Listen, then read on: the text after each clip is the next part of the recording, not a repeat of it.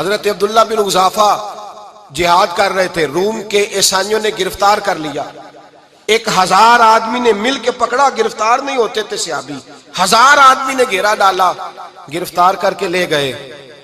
اور جب بادشاہ کے سامنے گئے تو وزیر کہنے لگا بادشاہ بندہ بڑے کام کا ہے، اگر ہمارے قابو آ گیا تو فائدہ دے گا۔ صحابی ہیں حضرت عبداللہ بن حذافہ، حضرت فاروق اعظم کا زمانہ ہے، اگر قابو آ گیا تو فائدہ دے گا۔ بادشاہ کہنے لگا کیوں، کیا خوبی ہے؟ کہنے لگے ہم 1000 آدمی تھے، یہ اکیلا قابو نہیں آ رہا تھا، 1000 آدمی تھے، اگر ہماری فوج میں شامل ہو گیا تو بہت بڑا جرنیل ملے گا۔ بادشاہ کہنے لگا کوئی مسئلہ نہیں، 2-3 چیزیں ہوتی ہیں بندے کو خریدنے کے لیے، خرید لیتے ہیں۔ بادشاہ کہنے لگا عبداللہ جتنی دولت تجھے چاہیے میں تجھے دے دیتا ہوں، میرے لشکر میں آ جا، معاذ اللہ اسلام چھوڑ دے۔ حضرت عبداللہ بن حذافہ کیا فرماتے ہیں؟ فرماتے ہیں بڑا تو بیوقوف ہے، میں نے دولت کمانی ہوتی تو مدینے میں بیٹھ کے تجارت کرتا، میں دولت کمانے نہیں نکلا، میں تو رسول اللہ کی رضا کمانے کے لیے نکلا ہوا ہوں۔ دولت کمانی ہوتی تو کسی مارکیٹ میں ہوتا، میدان میں آنا تھا، شہادت ہے مطلوب مقصود مومن، نہ مال غنیمت نہ کشور کشائی، یہ دولت تو لونڈی ہے رسول اللہ کے دروازے کی، یہ تو پیچھے پیچھے پھرتی ہے نبی پاک کے غلاموں کی، یہ کمانی ہوتی تو میں کسی مارکیٹ میں ہوتا، میدان میں تھوڑا ہوتا۔ عبداللہ بن حذافہ سے ایک دوسری چال چلی، کہنے لگے میاں عہدہ جو تجھے چاہیے، میں بادشاہ ہوں، میرے نیچے جو عہدہ تو کہے گا وہ تجھے مل جائے گا۔ حضرت عبداللہ بن حذافہ کہنے لگے شاید تجھے پتہ نہیں میری تعریف کیا ہے، شاید تو جانتا نہیں میری تعریف کیا ہے۔ کہا صاحب کی کیا تعریف ہے؟ کہنے لگے میں رسول اللہ کا صحابی ہوں، اور کائنات میں سب سے بڑا عہدہ مصطفیٰ کے صحابی ہونے کا عہدہ ہے۔ صحابہ وہ صحابہ تھے جن کی ہر صبح عید ہوتی تھی، خدا کا قرب حاصل تھا، نبی کی دید ہوتی تھی۔ فرمایا میں نے حضور کے جلوے دیکھے ہوئے ہیں، مجھے عہدے کی ضرورت ہی نہیں، اور میں نے عہدہ لینا ہوتا تو میں سیاست کرتا، میں تو شہادت لینے نکلا ہوں میدان میں، عہدے کا میں نے کیا کرنا ہے؟ اب بادشاہ کہنے لگا اسے قتل کر دو۔ وزیر کہنے لگا نہیں، ایک بات اور ہے، مجھے ایک چال اور چلنے دو۔ کہا وہ کیا؟ کہنے لگے میری بیٹی بڑی خوبصورت ہے، مجھے موقع دو، اپنی ہی بیٹی کو سجا بنا کے، وہ جوان جس کی جوانی اتنی بڑی ہے کہ 1000 آدمی مقابلے میں کھڑا نہیں ہوتا، اس جوان کے کمرے میں رات کی تنہائی میں بنا سوار کے بی بی کو بھیجا۔ وہ بی بی کہتی ہے میں ساری رات بن سور کے اس صحابی کے کمرے میں بیٹھی رہی، لیکن یہ کیا شخص تھا، ساری رات ہی مصلے پہ بیٹھا رہا، ساری رات ہی، کچھ دیر تھک جاتا تو یہ کریم رسول پہ درود پڑھنا شروع کر دیتا۔ بی بی کہتی ہے سحری ہو گئی تو میں نے چھو کے دیکھا کہ انسان ہے کہ جن ہے، یہ بندہ ہے کہ فرشتہ ہے، چھو کے دیکھا۔ کہنے لگے پیچھے ہٹ جا، میں نے کہا میں نے تو سنا تھا تو 1000 کے مقابلے میں ہے، اور تو اتنا بے حس ہے کہ بنی سوری دلہن بیٹھی ہے، تو نے نظر نہیں کی؟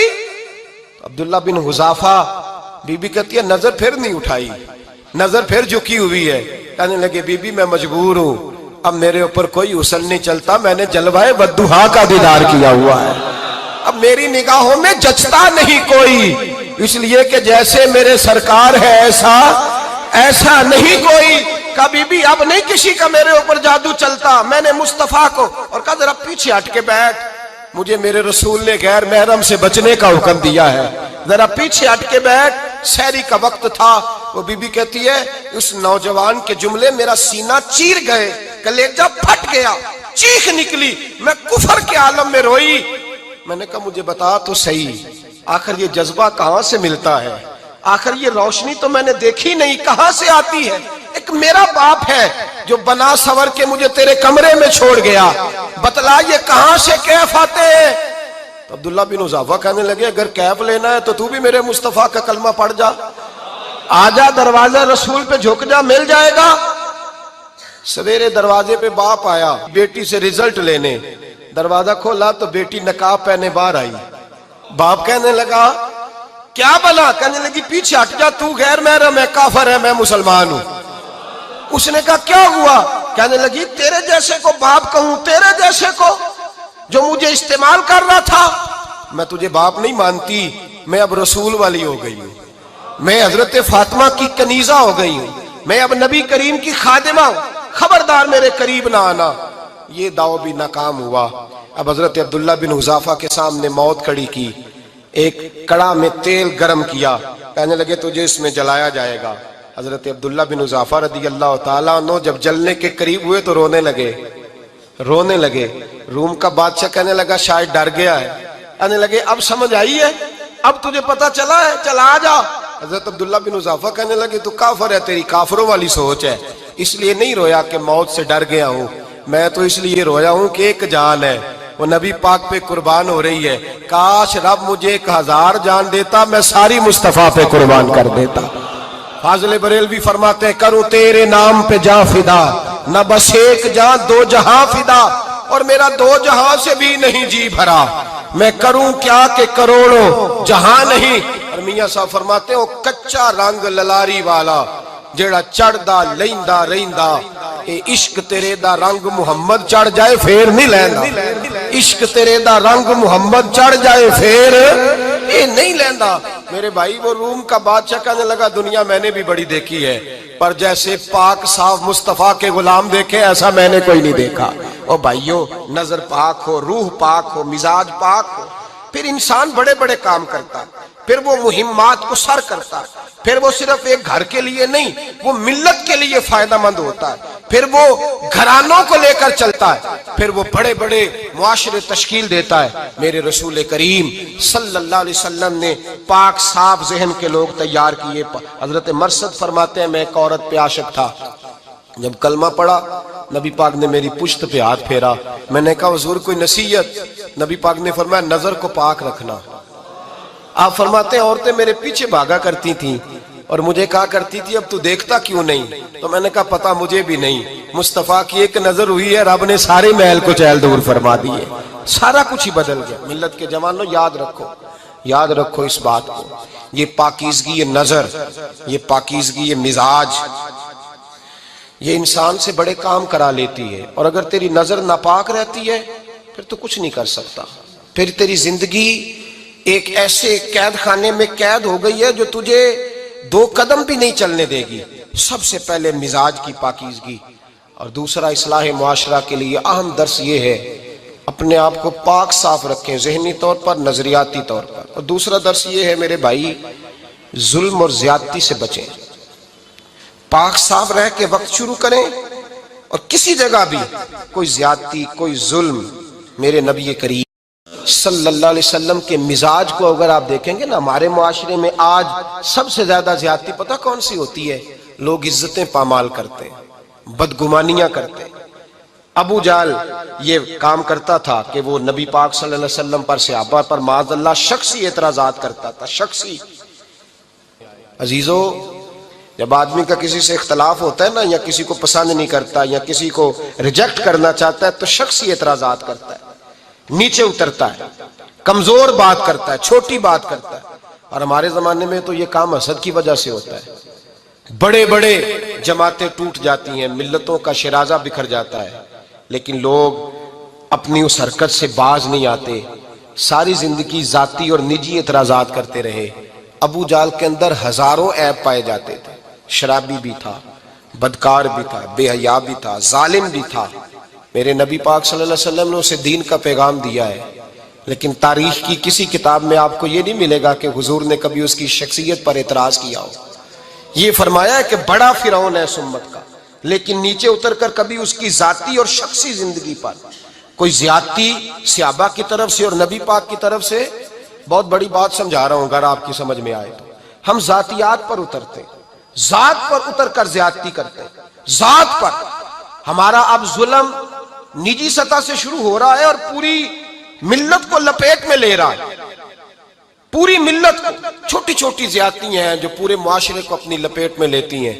میرے نبی کریم علیہ السلام نے جو دین ہمیں دیا ہے وہ خیر خواہی کا مذہب ہے، وہ بھلا کرنے کا مذہب ہے، وہ کام آنے کا مذہب ہے، وہ ظلم سے بچنے کا مذہب ہے۔ میرے نبی پاک نے فرمایا ظلم سے بچ جانا، قیامت کے اندھیروں میں جو بڑا اندھیرا ہوگا وہ ظلم ہوگا۔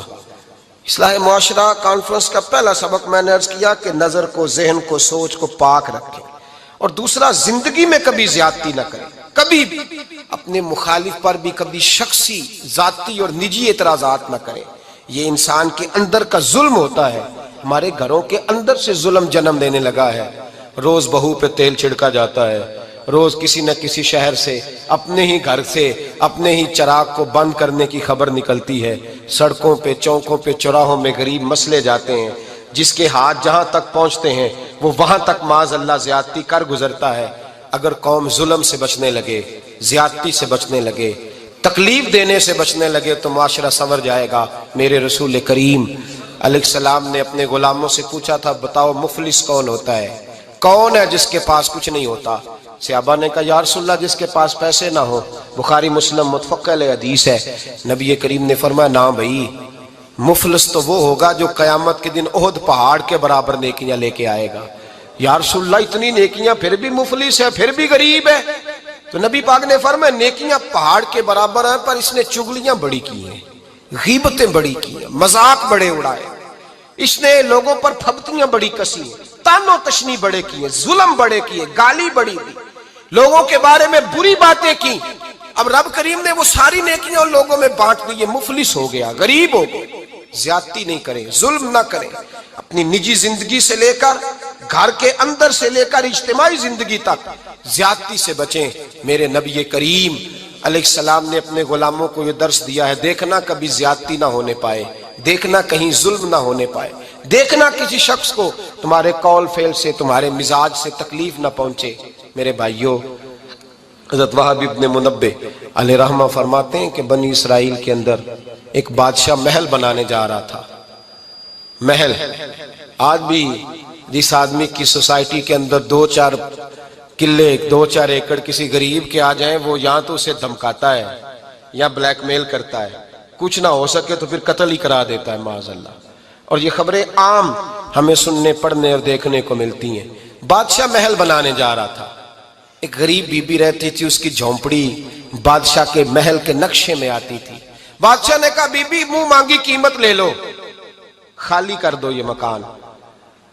بزرگوں کو اپنے جھونپڑیوں سے بڑی دلچسپی ہوتی ہے، بچے سوسائٹیوں میں چلے جاتے ہیں، ابا جی کہتے ہیں مجھے گاؤں میں رہنے دو، میرا یہیں دل لگتا ہے، مجھے اس گھر سے دلچسپی ہو گئی۔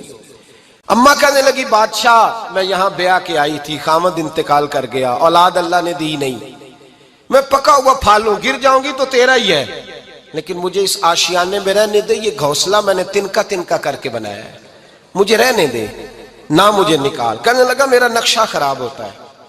بی بی سارا دن مکان میں بیٹھی رہتی کہ میری جھونپڑی ٹوٹ نہ جائے، ظالم کی نظر میں آ گئی ہے کہیں میرا یہ آرزوؤں کا محل چکنا چور نہ ہو جائے، سارا دن ڈیوٹی کرتی۔ بادشاہ نے بھی 2-4 سپاہی کھڑے کر دیے، جب گھر سے نکلے تو بلڈوز کر دینا، مکان کو گرا دینا۔ وہ خاتون کتنی دن بندہ بیٹھ سکتا ہے؟ ایک دن سر شام گھر سے نکلی، 2-1 گھنٹے کے بعد واپس آئی تو مکان گر گیا تھا، دیوار بن گئی تھی۔ حضرت وہب ابن منبہ فرماتے ہیں بس اس نے دعا کی، اس نے دعا کی تو رب کریم نے وہ شہر سارا تباہ کر دیا۔ اس بی بی نے 2 جملے کہے تو الٹ پلٹ دیا وہ سارا شہر۔ میرے نبی کریم علیہ السلام نے فرمایا جب مظلوم کے ہاتھ دعا کے لیے اٹھتے ہیں تو عرش کا مالک آسمان سے کہتا ہے کھول دے سارے دروازے، اس کے بیچ کوئی پردہ نہیں رہنا چاہیے، آنے دے، مظلوم ہے، اس پر ظلم ہوا ہے، ظلم ہوا ہے۔ لوگ کہتے ہیں میں بے چین رہتا ہوں صاحب، مولانا صاحب، پیر صاحب، وہ گھر کے کونے سے چیخنے کی آواز آتی ہے، کوئی دم مل جائے، کوئی تعویذ ہو جائے، کچھ ایسا ہو جائے کہ بچت ہو جائے، کوئی ایسی پھونک لگ جائے کہ آرام آ جائے۔ تو میں کہتا ہوں بھائی اگر بڑے دم کرانے سے بھی فرق نہیں پڑا، اگر بڑے تعویذ لینے سے بھی چیخیں بند نہیں ہوئی، تو ذرا ٹٹول کے دیکھ لو کہیں کسی یتیم کی آہیں ہی نہ دفن ہو وہاں، کہیں کسی غریب کا گوشت تو نہیں دبا لیا، کہیں کسی کو لوٹ کے تو دیوار نہیں بنا لی، کہیں کسی کا مکان پہ قبضہ کر کے تو نہیں بنایا۔ اگر لوٹ اور حرام کا مال ہو تو پھر چیخیں بند نہیں ہوتی، پھر سکون سے سویا نہیں جاتا، پھر وہاں آرام کی نیند نہیں آتی۔ حضرت وہب ابن منبہ فرماتے ہیں بی بی آئی اور آ کر کے اس نے جب دیکھا میرا گھر ٹوٹ گیا ہے، محل ٹوٹ گیا ہے، حالات بدل گئے ہیں، تو وہ خاتون آتی ہے اور میرے بھائی دعا کی تو اس نے انداز ہی بدل کے رکھ دیے۔ مکان سے نکلی تو مکان ٹوٹ گیا، اور فرماتے ہیں واپس آئی تو ہاتھ پھیلا کے پتہ کیا کہتی ہے؟ کہتی اے اللہ میں تو موجود نہیں تھی، بتا تو کہاں گیا تھا؟ تو بھی موجود نہیں تھا، میں تو نہیں تھی، پر تو کہاں تھا؟ بس رب کریم نے حضرت جبریل کو حکم دیا، فرمایا یہ بستی الٹ دو، ساری تباہ کر دو، یہ لوگ نہیں رہنے چاہیے، جو ظلم تو سہتے ہیں بغاوت نہیں کرتے، نہیں رہنے چاہیے۔ صاحب طبقات کہتے ہیں میرے مصطفیٰ کریم سید عالم صلی اللہ علیہ وسلم کے وصال ظاہری کے ایام قریب آئے تو حضور نے سرخ پٹی باندھی، تیز بخار ہے نبی کریم کو، 2 صحابہ سہارا دے کے مسجد میں لائے، نبی پاک علیہ السلام کو بظاہر سہارا دے کے لایا گیا۔ کریم رسول نے لوگوں کو جمع کیا، حضور آج کیا ہونے والا ہے، آج کیا کہا جائے گا، آج کس لیے میٹنگ بلائی ہے؟ نبی کریم کے کل صحابہ جب مسجد میں جمع ہوئے تو کھچا کھچ مسجد بھری ہے، وصال ظاہری سے چند یوم پہلے کی بات۔ نبی پاک نے فرمایا آج تمہیں کوئی جہاد کی ترغیب نہیں دینی، آج کوئی نیا پیغام نہیں دینا، آج تمہیں بتانا ہے کہ رب نے اپنے بندے کو اختیار دیا ہے، چاہے تو دنیا میں رہے، چاہے تو اس کی بارگاہ میں حاضر ہو جائے۔ اس عبد نے بارگاہ ربوبیت کی طرف لوٹنے کا ارادہ کر لیا ہے۔ حضرت صدیق اکبر رونے لگے تو صحابہ نے کہا تمہیں کیا ہوا؟ کہنے لگے سمجھ نہیں رہے، کسی کی بات نہیں کر رہے، نبی پاک تو اپنی بات فرما رہے ہیں، اس نے جانے کا ارادہ کر لیا۔ سنیے میرے بھائی، محبوب پاک نے فرمایا بھائی کسی شخص کو میری طرف سے کوئی تکلیف پہنچی ہو تو بدلہ لے سکتا ہے، بدلہ لے سکتا ہے، کسی کو تکلیف پہنچی ہو۔ صحابہ پھوٹ کے رونے لگے، محبوبہ کرم ہی کرم ہوا ہے، رحمت ہی رحمت آئی، آپ کے بارے میں گمان کرنے والا بھی دائرہ ایمان سے نکل جائے گا۔ حضور آپ کیا فرما رہے ہیں؟ فرمایا نہیں بھئی اٹھو۔ پیچھے سے جناب عکاشہ بن محصن اٹھے، ہاتھ کانپتے ہیں، آگے بڑھے، کہنے لگے یا رسول اللہ ایک جنگ کے موقع پر آپ نے درہ مارا تھا، ننگی پیٹھ پر صفیں سیدھی کراتے، بات دل میں رہ گئی ہے، میں نے بدلہ لینا ہے۔ نبی کریم نے فرمایا بلال دوڑ کے جاؤ، فاطمہ کے گھر درہ پڑا ہے، درہ لاؤ۔ سیدنا بلال حبشی کہتے میں گیا، دستک دی سیدہ طیبہ طاہرہ، حضرت فاطمہ فرمانے لگی بلال کیسے آئے ہو؟ اماں جی وہ درہ چاہیے تھا۔ سیدہ کو تشویش ہوئی، کہنے لگے بلال نہ تو جنگ پہ جانا ہے، نہ جہاد ہے، نہ کوئی ایسا موقع ہے، حضور کی تو طبیعت مبارک بظاہر بڑی علیل ہے، درہ کیا کریں گے؟ حضرت بلال عرض کرنے لگے اماں جی ایک صحابی بدلہ لینے لگے ہیں، صاحب طبقات نے جملے لکھے ہیں، کہتے ہیں بی بی صاحبہ نے درہ بھی دیا اور امام حسن حسین کو بھی باہر نکالا۔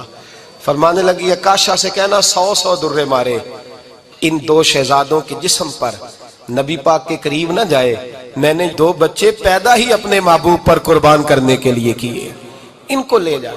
حضرت بلال کہتے ہیں میں 2 شہزادے لے کے آیا، اور جب دروازے میں میں لے کے پہنچا تو نبی پاک نے دیکھا تو آنکھوں میں آنسو آ گئے، فرمایا ان کو بٹھا دو، مجھے پتا ہے فاطمہ نے کیا کہہ کے بھیجا ہے۔ حضرت سیدنا بلال فرماتے ہیں درہ میں نے جناب عکاشہ کو دیا، حضرت عکاشہ درہ لے کے آگے جو بڑھے تو حضرت ابوبکر صدیق نے ان کے پیروں پہ ہاتھ رکھا، فرمایا عکاشہ میری طرف آ یار، مجھے مار درے، نبی پاک کے قریب نہ جا۔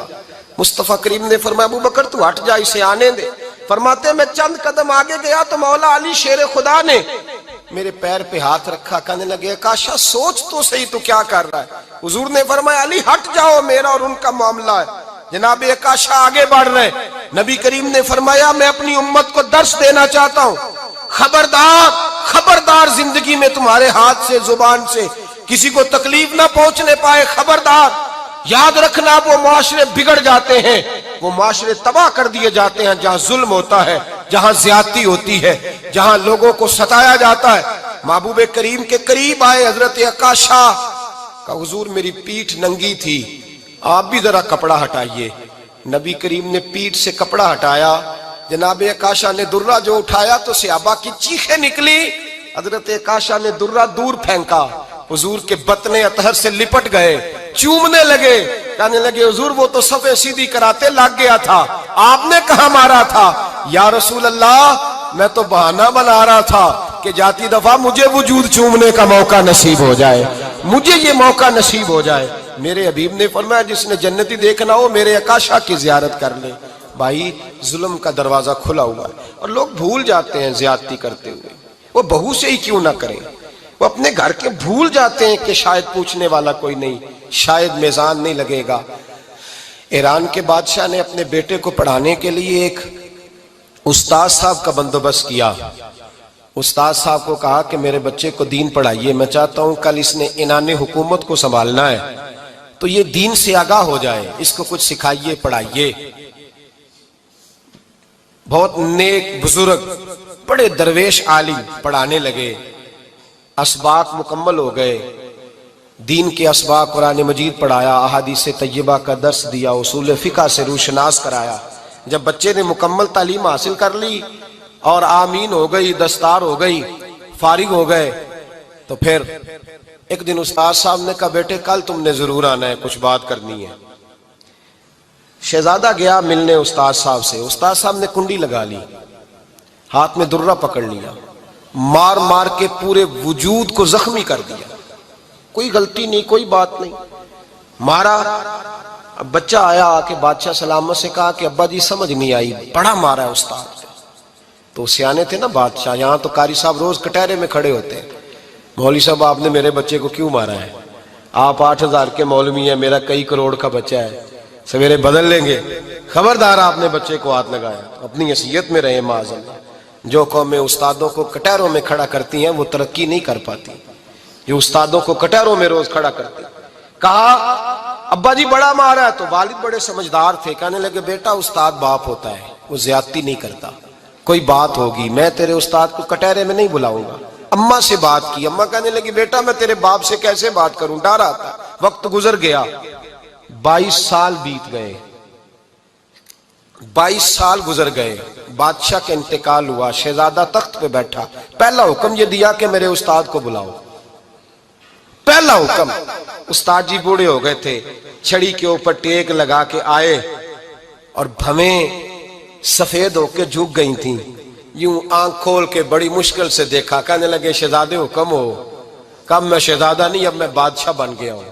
استاد جی 22 سال بیت گئے، آپ نے مارا تھا، پر وہ درد چونکہ زیادتی کی تھی، میرا قصور کوئی نہیں تھا، تو نہ میری روح سے درد گیا ہے نہ میرے جسم سے گیا ہے، میں بے اختیار تھا، پوچھ نہیں سکتا تھا، آج با اختیار ہوا ہوں۔ سب سے پہلے پہلا حکم آپ کو دیا، بلایا ہے، بتائے کیوں مارا تھا، کیوں مجھے مارا تھا، میری زیادتی بتائے۔ تو استاد، بوڑھے استاد کی آنکھیں آنسوؤں سے بھر گئیں، کہنے لگے بیٹے بس آج کے دن کے لیے مارا تھا، یہ جو دن آ گیا نا میری زندگی میں اس لیے مارا تھا، یہ میں چاہتا تھا میری زندگی میں وقت ہے، آج کے بس میری مراد پوری ہو گئی۔ کہا صاحب کس لیے، مجھے بھی سمجھائیں۔ آپ فرمانے لگے کتنی دیر ہو گئی تجھے مار کھائے ہوئے، کتنا زمانہ بیت گیا؟ کہنے لگا 22 سال۔ فرمایا زخم بھولے تو نہیں، درد ختم تو نہیں ہوئی، تمہیں بات ایک منٹ کے لیے بھی تمہارے حافظے سے محو تو نہیں ہوئی؟ کہا استاد جی روز رات کو یاد آتی، روز خیال آتا تھا۔ استاد کہنے لگے بھائی تو بے اختیار تھا، پوچھ نہیں سکا، 22 سال تجھے یاد رہا، مجھے پتا تھا تو ایک دن حکمران بنے گا، میں نے تجھے اس لیے مارا تھا کہ بیٹے یاد رکھنا، کسی پہ ظلم نہ کرنا، اگر تجھے 22 سال تک یاد رہا ہے تو جس پر تو ظلم کرے گا اسے بھی قیامت تک یاد رہے گا، اور یہ یاد رکھنا تو آج با اختیار ہوا تو تو نے مجھے بلا لیا ہے، قیامت کے دن غریب با اختیار ہو جائیں گے، مظلوم با اختیار ہو جائیں گے، وہ با اختیار ہوں گے، للہ الواحد القہار، رب کریم کی بارگاہ کے اندر ان کا اختیار ہوگا، اکیلے اللہ کی حکمرانی ہوگی، پھر وہ بلائیں گے بڑے بڑے کج کلا، دنیا میں جن کی پگڑیاں اونچی تھیں وہ سر جھکائے کھڑے ہوں گے، دنیا میں جو ڈکٹیٹر بنتے تھے ان کی پشتیں لال ہوں گی، ان کو غدار لکھا جائے گا، قیامت تک نہیں بھولے گا۔ ظلم کرنا تو سوچ سمجھ کے کرنا، اتنا کرنا جتنا تم سہ سکتے ہو، اتنی زیادتی کرنا جتنی قیامت میں تم برداشت کر سکتے ہو۔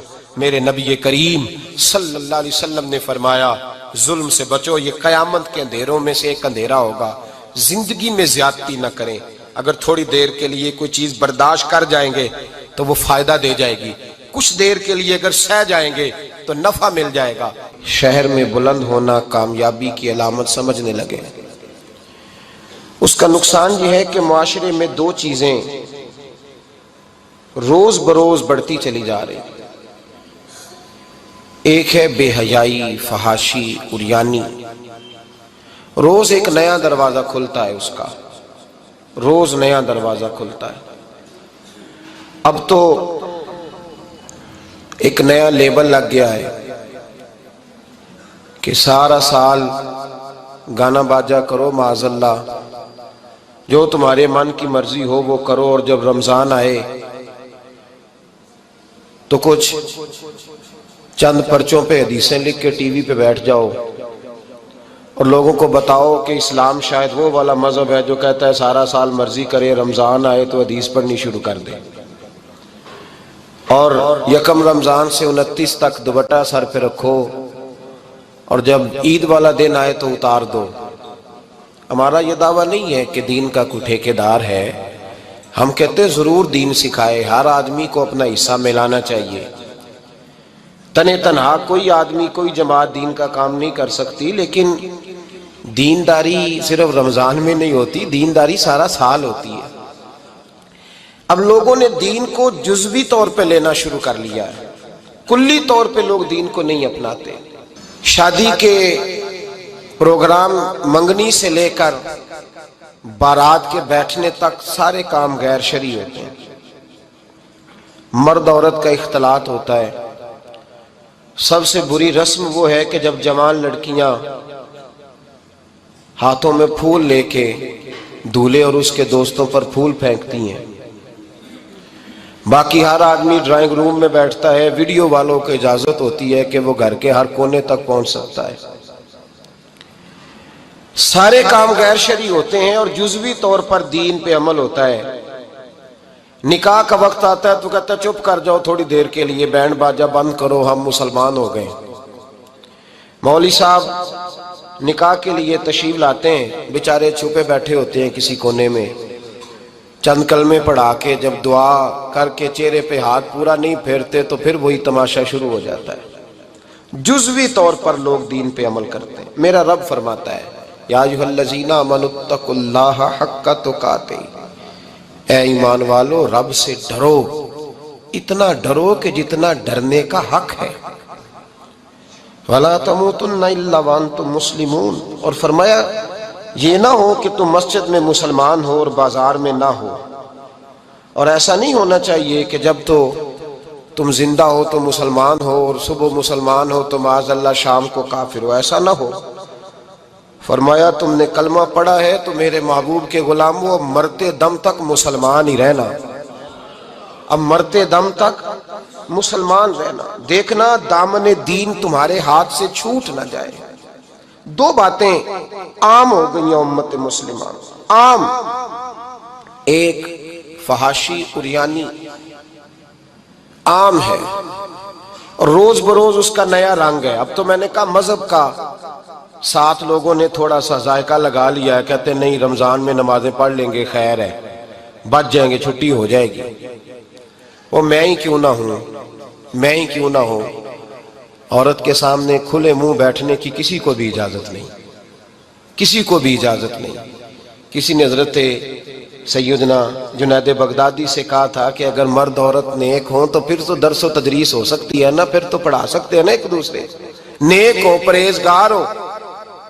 تو دین چونکہ میرے رسول پاک کا ہے صلی اللہ علیہ، یہ کسی ایک شخص کے اٹھ کے نئی بات کرنے سے اور اس کو نیا جدید کو ٹانکا لگانے سے بدل تھوڑی جائے گا۔ حضرت جنید بغدادی سے کہہ دیا کہ حضرت جی اگر دو بندے نیک ہوں تو پھر بات چیت ہو سکتی ہے۔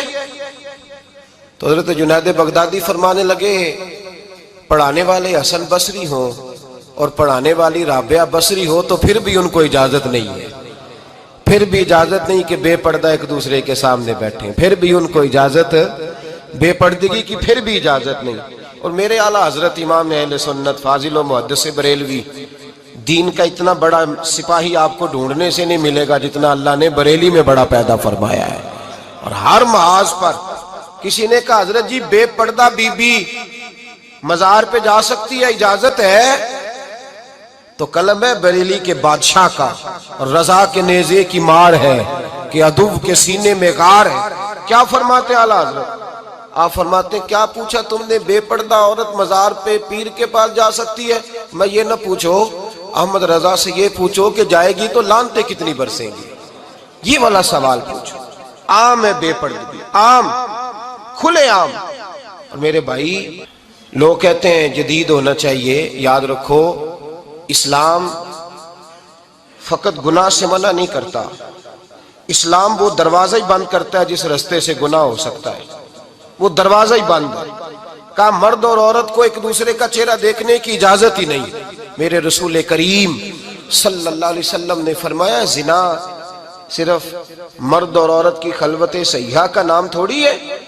فرمایا جس نے اپنی آنکھ کو گندا کیا وہ آنکھ کا زانی ہے، اور جس شخص نے اپنے کان سے بری بات سنی وہ کان کا بدکار ہے. اور محبوب فرماتے ہیں جس نے اپنے آنکھوں سے بری چیز کو دیکھا وہ آنکھ کا، اور جس نے بول کر لذت کا یہ سامان فراہم کیا وہ زبان کا زانی ہے. اسے بھی قیامت کے دن اسی طرح پوچھا جائے گا جس طرح زانی کو پوچھا جائے گا. میرے بھائی، امت مسلمہ کا وقار میرے رسول کریم علیہ الصلوۃ والسلام کے غلاموں کے دلوں میں شرم و حیا بھر دیا گیا. علامہ واقدی کہتے ہیں حضرت سعد بن ابی وقاص نے مدائن فتح کیا. مدائن کا ایک شہر تھا، اس کی بڑی بڑی اونچی بلڈنگیں تھیں. جو آدمی بھی جاتا تھا وہ سب سے پہلے جس شہر کی کوئی چیز معروف ہوتی ہے لوگ اس کو دیکھتے ہیں. اونچی اونچی بلڈنگیں تھیں، سب سے زیادہ اس شہر کے لوگوں نے اونچے مکانات اور زیادہ تعمیرات کر رکھی تھیں. حضرت سعد بن ابی وقاص لشکر لے کے گزرے تو لشکر میں بوڑھے لوگ نہیں ہوتے، جوان لوگ ہوتے، توانا لوگ ہوتے، اور بڑے جیدار سپاہی تھے. 10,000 صحابہ کی جماعت تھی. حضرت سعد بن ابی وقاص امیر لشکر تھے. اب عیسائیوں نے ایک چال چلی. انہوں نے کہا مسلمان جب بازار سے گزریں گے لڑائی تو ہم ان کے ساتھ لڑ نہیں سکے، ہم وہ والا طریقہ اختیار کرتے ہیں کہ مسلمان قابو میں آ جائیں گے. ہم عورت کو بطور تیر کے استعمال کرتے ہیں، ہم اس کو بطور جال کے پھینکتے ہیں. کیا کیا؟ عورتوں کے ہاتھوں میں پھول دیے، پلیٹیں پکڑائیں، بلڈنگوں کی چھتوں پہ کھڑا کر دیا. فرمایا تم ان پر پھول پھینکنا، اگر 2-4 سپاہی بھی ہم اپنے قابو میں کرنے میں کامیاب ہو گئے تو دراڑ تو پڑ گئی نا. تم ان پر پھول پھینکنا. یہ دیکھیں رسم چلی کہاں سے، ہم نے اپنا لی ہے، چلی کہاں سے اور ہم نے اس کو اخذ کر لیا، رواج بن گیا. حضرت سعد بن ابی وقاص رضی اللہ تعالیٰ عنہ جب اس بازار سے گزرے تو آگے آگے امیر لشکر کا گھوڑا تھا، پیچھے 10,000 صحابہ گھوڑوں پہ بیٹھے ہیں. حضرت سعد بن ابی وقاص سے نظر اٹھا کے دیکھا تو عورتیں تو کھڑی ہیں پھول لیے. کفر کی چال کو سمجھ گئے کہ یہ بے حیائی کا جال پھینک کے ملت کے جوانوں کے دلوں سے غیرت ایمانی چھیننا چاہتے ہیں، یہ مسلمانوں کے دلوں سے تقوی کی روشنی چھیننا چاہتے ہیں، یہ قرآن پاک کا سرور اور عبادت کا نور چھیننا چاہتے ہیں، یہ بے حیائی کا کلک لگا کے ان کے دلوں سے رسول اللہ کا درود چھیننا چاہتے ہیں، یہ محبت رسول کے سوتے خشک کرنا چاہتے ہیں. جب دیکھا تو فوری طور پہ گھوڑے پہ چڑھے اور جناب سعد نے قرآن پڑھنا شروع کر دیا. وَقُلْ لِلْمُؤْمِنِينَ يَغُضُّوا مِنْ أَبْصَارِهِمْ. کہا مومنو تمہارے رب نے تمہارے نبی کی زبان سے تمہیں حکم دیا ہے کہ تم نے نظریں نیچی رکھنی ہے. جب حضرت سعد بن ابی وقاص نے آیت پڑھی تو صحابہ کہتے ہیں ہمیں یوں لگا کہ جیسے ابھی آیت نازل ہو رہی ہے اور سیدھی دلوں سے ٹکرا رہی ہے. 10,000 کا لشکر گزر گیا، عورتیں پھول پھینکتی رہیں، لیکن کسی ایک صحابی نے بھی نظر اٹھا کے نہیں دیکھا.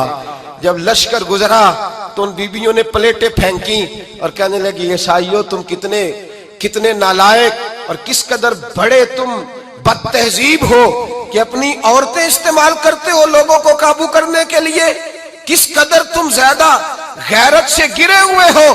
اور یہ کتنا اعلیٰ طبقہ ہے کہ ہم دادے توجہ دیتی رہیں، انہوں نے پلٹ کے نہیں دیکھا.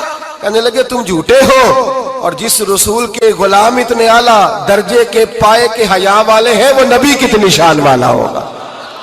بیبیوں نے کلمہ پڑھنا شروع کر دیا. بھائی یاد رکھیں یہ جو آج جگہ جگہ مسلمانوں کے خلاف کفر کی سازش ہے، میری ملت کا جوان روز رات کو 10 میسج ٹائپ کرتا ہے، یہ روز رات کو 20 نمبر اپنے موبائل پہ رکھتا ہے اور فخر کے ساتھ بیان کرتا ہے، اور بڑی تکلیف کے ساتھ بات کہنی پڑتی ہے کہ اس کے ابا جی کو بھی پتا ہے کہ بچے کے موبائل میں نمبر ہیں، اس کے گھر والوں کو بھی پتا ہے، اور لوگ ہیں کہ اس کو ایک شغل سمجھ کے، ایک چھوٹا سا بچے کا شوق سمجھ کے اس کو درگزر کر رہے ہیں.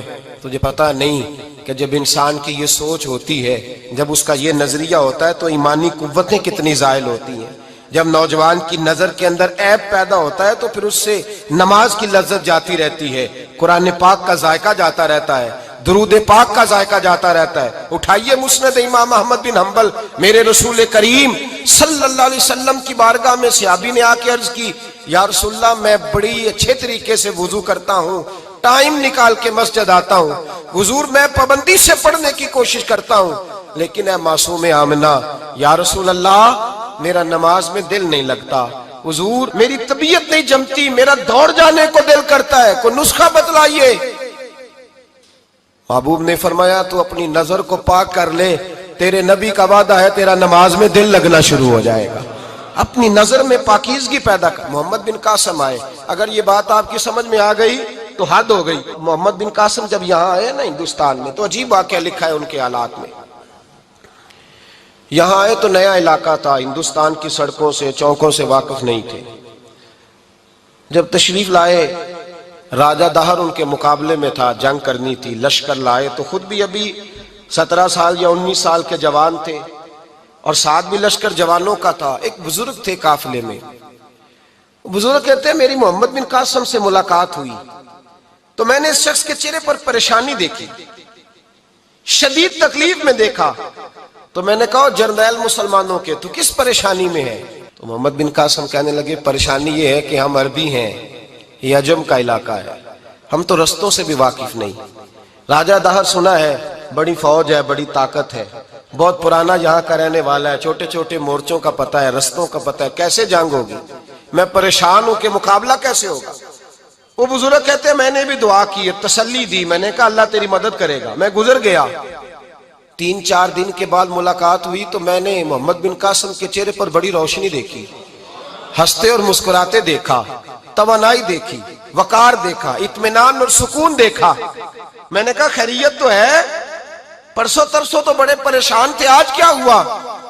اگر یہ بات سمجھ میں آ گئی میری ملت کے جوان کے، اگر یہ بات سمجھ میں آ گئی تو شاید اسے ڈھب اور سلیقہ آ جائے جینے کا، شاید یہ سمجھ جائے کہ میری توانائی کا راز کہاں ہے۔ کہنے لگے بھائی پرسوں ترسوں بڑے پریشان تھے، آج کیا ہوا؟ جواب دیا کہ تاریخ بنا دی، اس 17 سال کے جوان نے تاریخ بنا دی۔ کہنے لگا میں بے فکر ہو گیا ہوں، راجہ دہر میرا مقابلہ نہیں کر سکتا، وہ 2 دن نہیں کھڑا ہو سکتا میرے سامنے۔ کہا وجہ کیا ہے؟ محمد بن قاسم کہنے لگے میں نے تحقیق کی ہے، مجھے پتا چلا ہے کہ راجہ دہر ذہن کا گندا ہے، نظر کا ناپاک ہے، وہ سینے بند کا برا ہے، مجھے پتا چلا ہے وہ تو چچا زاد بہن کو نہیں چھوڑتا، وہ تو خالہ زاد پہ بری نظر رکھتا ہے، مجھے پتا چلا ہے کہ اس کے تو اپنے علاقے کی عورتیں اس کی نظر سے محفوظ نہیں ہیں۔ کہنے لگا جو گندی نظر کا جوان ہوتا ہے وہ کسی میدان میں نہیں ٹھہر سکتا۔ کہنے لگا میری 17 اور 19 سال کی جوانی ہے، مجھے قسم ہے گنبد خضرا کی، میں نے جب بھی دیکھا ہے یا مصطفیٰ کا درود دیکھا ہے یا رسول اللہ پہ نازل ہونے والا قرآن دیکھا ہے۔ میرا مقابلہ کیسے کرے گا؟ میرے مقابلے میں کیسے آئے گا؟ جو نظر کا گندا ہو، کردار کا ناپاک ہو، وہ کسی کے مقابلے میں آ سکتا؟ اور ملت کے جوان یاد رکھ، جب تک نظریں ناپاک ہوتی ہیں اس وقت تک وجود کمزور ہوتے ہیں، جب تک نظریں ناپاک ہوتی ہیں ارادوں میں دراڑیں ہوتی ہیں، جب نظریں ناپاک ہوتی ہیں پھر عقیدے متزلزل ہوتے ہیں، جب نظریں ناپاک